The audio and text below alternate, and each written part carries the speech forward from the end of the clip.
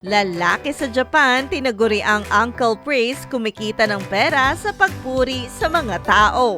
Isang 43 years old na lalaki mula Tochigi, Japan ang kinilala sa kanyang lugar bilang Uncle Praise dahil ginawa niyang hanap buhay ang pagbibigay ng compliments o pagpuri sa mga taong naglalakad sa kalsada. Si Uncle Praise ay dating office worker pero dahil sa pagkalulong niya sa sugal ay nawalan siya ng hanap buhay at nawalay sa kanyang pamilya. Upang makabangon ay naisipan niya na maging street performer at doon niya napagtanto na pwede niyang pagkakitaan ang pagbibigay ng compliments o pagpuri sa mga taong naglalakad sa kalsada. Si Uncle Praise, gumawa ng karatula si Uncle Praise na may nakalagay, "I praise you so much." Umaabot naman ng 30 na katao ang kanyang nabibigyan ng compliments at kumikita siya rito ng 10,000 yen o nasa 3,600 pesos kada araw.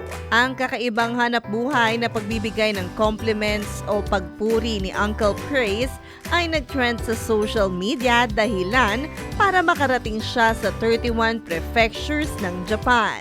Hi! Ito po si DJ Claire ng radyo natin nationwide.